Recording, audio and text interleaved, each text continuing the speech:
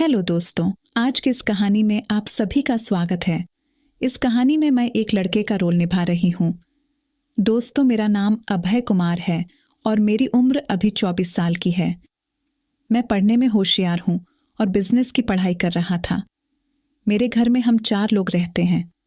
मैं, मेरे mummy papa और मेरी बड़ी बहन भी रहती हैं। अब हुआ ये कि मेरे पापा को बहन की शादी करवानी थी, क्योंकि उसकी उम्र लगभग 26 साल की हो चुकी थी। मेरी बहन का नाम मीनू है। वो एक सीधी सादी और अपने काम से काम रखने वाली लड़की है। जैसे ही उसकी शादी की बात इधर उधर होने लगी, वैसे ही शहर से उसके लिए एक रिश्ता आया। लड़के वाले अच्छे थे और बहन के लिए रिश्ता बहुत अच्छा था, क्योंकि लड़की का खुद का बिजनेस था और लड़का भी ठीक ठाक ही था। इस वजह से माँ और पापा ने उसकी शादी कर दी। उसकी शादी तो अच्छे से हो गई और वो अपने घर भी चली गई। मेरी बहन खुशी खुशी रहने लगी थी। मेरे जीजा शहर में ही अपने कपड़े की फैक्ट्री चलाते हैं, जिससे उनकी अच्छी कमाई हो जाती है। मेरे घरवाले भी बहन की शादी को देखकर बहुत ही ज्यादा खुश थे, क्योंकि लड़का अच्छा कमाता था। और आप लोग तो जानते ही हैं कि आज की डेट में बिना पैसों के कुछ भी नहीं है। उनकी शादी अच्छे तरीके से हुई और शादी के बाद सब कुछ सही चल रहा था। मेरी बहन शहर में अपने पति और सास के साथ रहती है। उसकी सास भी अच्छे स्वभाव की महिला है। उसकी सास की उम्र करीब 42 साल की रही होगी। सब कुछ ठीक चल रहा था। इसी बीच एक ऐसी घटना घटी जिससे सारी खुशी दुखों में बदल गई। एक दिन मेरे जीजा का अपनी गाड़ी से कहीं जा रहे थे, तभी उनका एक्सीडेंट हो गया और उनको चोट काफी गहरी लगी थी। उनको हॉस्पिटल में भर्ती करवाया गया। फिर हम सब उनका हालचाल लेने गए। उनकी हालत बहुत गंभीर थी। मेरी बहन बहुत ही ज्यादा परेशान थी। मैं उसे सांत्वना दे रहा था। अब चोट इतनी गहरी थी कि डॉक्टर ने साफ बोल दिया कि यह बताते हुए मुझे बहुत दुख हो रहा है कि आपके पति कब तक जिएंगे, इसकी कोई उम्मीद नहीं है।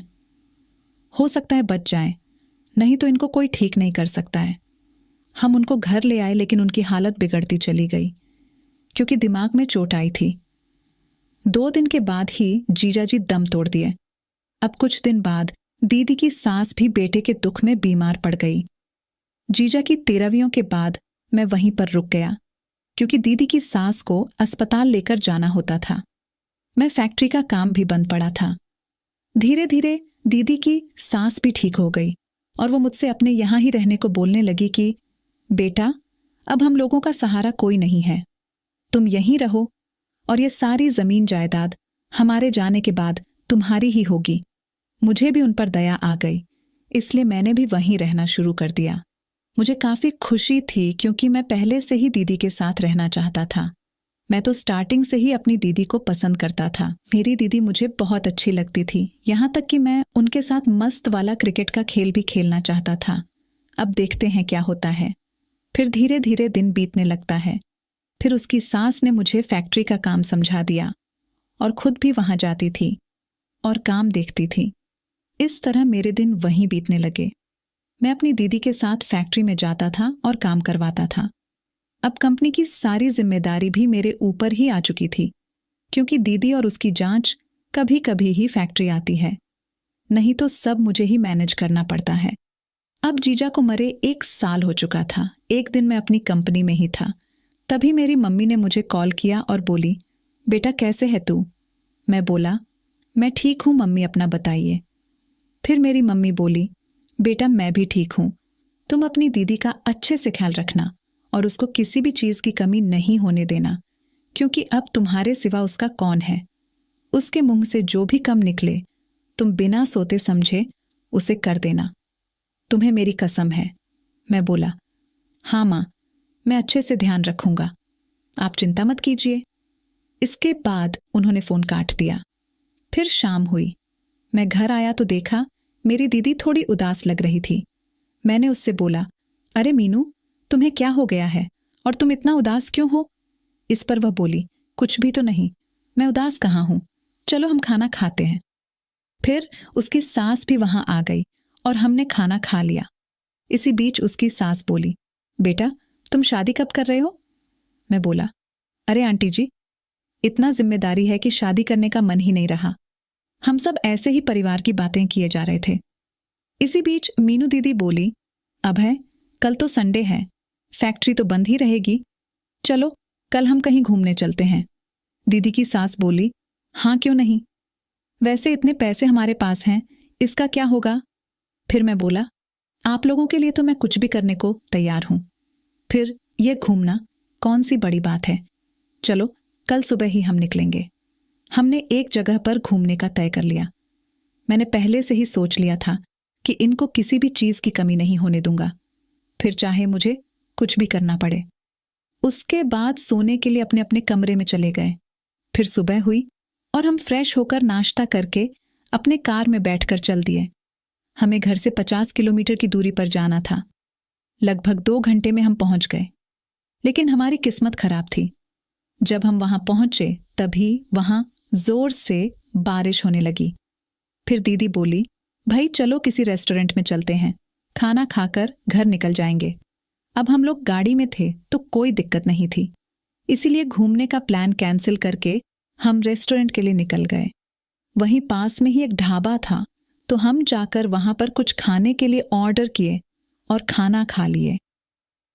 दीदी की सास बोली, भाई बाहर के खाने की तो बात ही अलग है, आज तो मजा ही आ गया। इस पर मैं बोला, अगर आप कहें तो हम हमेशा यहाँ आकर खाना खा सकते हैं, क्योंकि दोस्तों सच में खाना इतना अच्छा था कि हम सब उंगलियां चाटते रह गए।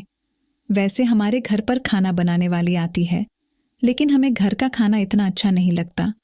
इसके बाद खाना खाकर हम सभी लोग आपस में बातें करने लगे।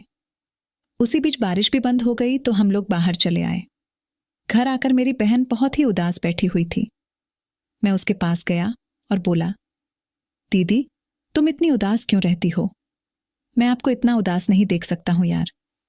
आप ही लोगों के लिए मैं यहाँ रह रहा हूं, और अगर आप ही उदास रहोगी तो मेरे यहाँ रहने से क्या फायदा होगा। मेरा इतना कुछ कहने के बाद भी मेरी दीदी मुझे कुछ नहीं बता रही थी, लेकिन मैंने हार नहीं मानी। मैंने मेरी दीदी को अपनी कसम दी और कहा कि अगर दीदी आप मुझे आज नहीं बताओगे तो मैं आपके यहाँ से हमेशा के लिए चला जाऊंगा। इतना सब कुछ मेरे मुंह से सुनकर मेरी दीदी की भी आंखें नम हो गईं। फिर मेरी दीदी बोली, भाई अब मैं तुम्हें क्या बताऊं, मैं थोड़ा डिस्टर्ब हूं। इस पर मैं बोला, ठीक है, आप अपने दिमाग पर इतना प्रेशर मत लीजिए और आपको जो भी दिक्कत है मुझसे बताइए। मैं कोई पराया थोड़ी हूं जो आप मुझसे इतनी बातें छुपा रहे हो। आप खुलकर मुझे जो भी बात है आराम से बता सकते हो। इसके बाद मेरे दीदी ने मुझे बताया कि तुम्हारे जीजा को गए हुए इतने दिन हो गए हैं और मुझे क्रिकेट खेलने का मन हो रहा है, इसलिए अब मेरे साथ तुमको क्रिकेट खेलना पड़ेगा। इसी बीच दीदी की सास भी वहां आ गई और वह भी हमारे साथ क्रिकेट में शामिल हो गई। इस तरह से हम खुशी खुशी रहने लगे थे। अब मेरी दीदी की काफी खुश रहती हैं क्योंकि उनकी सारी परेशानियां अब दूर हो चुकी थी। दीदी और दीदी की सास को जो भी कुछ चाहिए होता तो वह मैं उनको ला कर देता था। वह लोग मुझे बहुत ही ज्यादा मानती हैं। फिर दीदी की सास हमारी शादी को लेकर कही। अब देखते हैं कि शादी होती है कि नहीं, लेकिन अब हमारी काफी परेशानी खत्म हो चुकी थी और सब खुश रहने लगे थे। मैं रोज ही सुबह फैक्ट्री जाता था और शाम को ही घर वापस आता था। तो दोस्तों, वीडियो अच्छी लगी हो तो चैनल को सब्सक्राइब जरूर कर दें। मिलते हैं अगली वीडियो में, तब तक के लिए love you and take care.